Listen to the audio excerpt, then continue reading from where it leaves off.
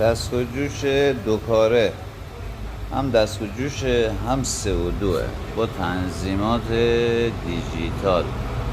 این الان قسمت پرچشه میره جوش ما برای جوش معمولیشه. این هم که برای تنظیم غرغره 8 سایزشه. این برای 1/10 هم داره، آمپر خروجی و قوس. دستگاه فوق‌العاده عالی و به قیمت.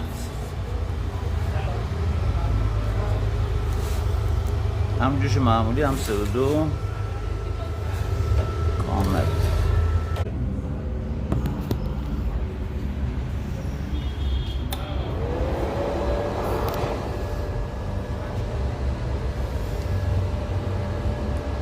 این ولوم جریان رو تنظیم میکنه.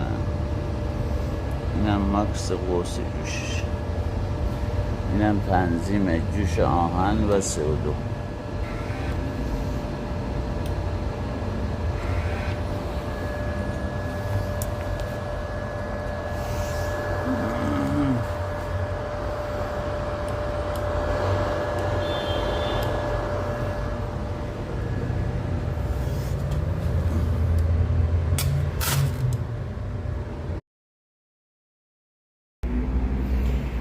هم دستگاه جوشای اینتی مکس 3 و 2،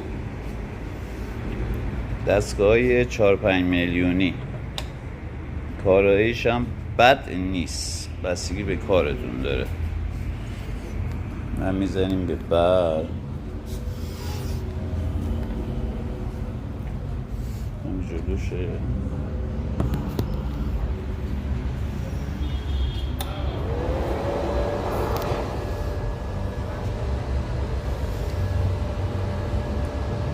ولوم جریان رو تنظیم میکنه. اینم ماکس قوس جوش.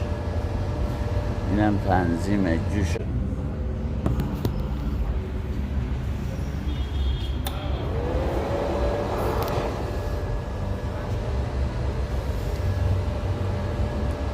این ولوم جریان رو تنظیم میکنه. اینم ماکس قوس جوش. اینم تنظیم جوش آهن و 3 و 2.